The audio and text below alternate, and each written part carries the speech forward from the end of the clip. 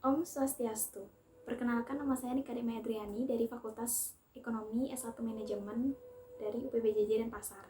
Di sini saya ingin mempresentasikan keterampilan berbicara mengenai topik tentang COVID-19. Nah, COVID-19 atau virus corona adalah virus yang menyerang sistem pernapasan, penyakit akibat infeksi virus. Virus ini dapat menyerang siapa saja, mulai dari lansia, remaja, orang dewasa, anak-anak, bayi, ibu hamil, hingga ibu menyusui. Virus corona yang disebut dengan COVID-19 atau coronavirus disease pertama kali ditemukan di kota Wuhan, China pada akhir Desember 2019 lalu. Virus ini menular dengan sangat cepat dan menyebar hampir ke semua negara termasuk Indonesia. Hanya dalam waktu beberapa bulan saja. Hal tersebut membuat beberapa negara memberlakukan kebijakan lockdown untuk mencegah virus corona agar tak makin meluas.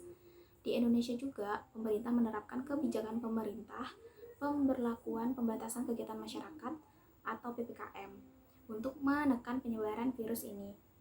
Pada banyak kasus, virus ini hanya menyebabkan infeksi pernapasan ringan seperti flu, batuk, dan lain-lain. Virus ini juga bisa menyebabkan infeksi pernapasan berat seperti infeksi paru-paru atau pneumonia, Middle East Respiratory Syndrome atau MERS, Severe Acute Respiratory Syndrome atau SARS, dan bahkan bisa menimbulkan kematian. Nah, ada dugaan bahwa virus corona juga menular dari manusia ke hewan atau hewan ke manusia, tapi juga bisa menular dari manusia ke manusia. Seperti diantaranya itu cara penularannya itu melalui yang pertama, tidak sengaja menghirup percikan ludah atau droplet yang keluar saat penderita COVID batuk atau bersin. Yang kedua, memegang mulut, hidung, atau mata tanpa mencuci tangan terlebih dahulu setelah menyentuh benda yang terkena cipratan ludah penderita COVID-19. Dan yang ketiga, kontak jarak dekat dengan penderita COVID-19, misalnya bersentuhan atau berjabat tangan. Nah, efeknya akan lebih berbahaya, bahkan fatal jika terjadi pada usia lanjut, ibu hamil, dan orang-orang yang memiliki penyakit tertentu, perokok, atau orang yang daya tahan tubuhnya lemah.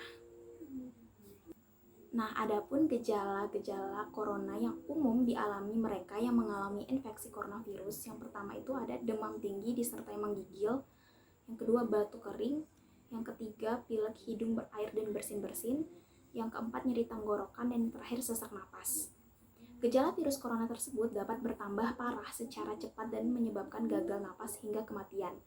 Center for Disease Control and Prevention atau CDC, gejala infeksi virus 2019 nCoV dapat muncul mulai dari 2 hari hingga 14 hari setelah terpapar virus tersebut. Nah, segitu dulu penjelasan saya mengenai virus corona atau COVID-19. Nah, jadi ada efek samping yang terjadi pada saat pandemi COVID-19. Yang pertama itu pengusaha-pengusaha bangkrut. Kedua, pariwisata sepi hingga penurunan omset. Banyaknya karyawan yang di PHK. Dan banyak juga para pedagang kaki lima harus berhenti berjualan karena keterbatasan waktu. Oke, terima kasih atas waktunya. Semoga presentasi saya tadi bisa bermanfaat untuk teman-teman dan semuanya. Om Santi Santi Santi Om.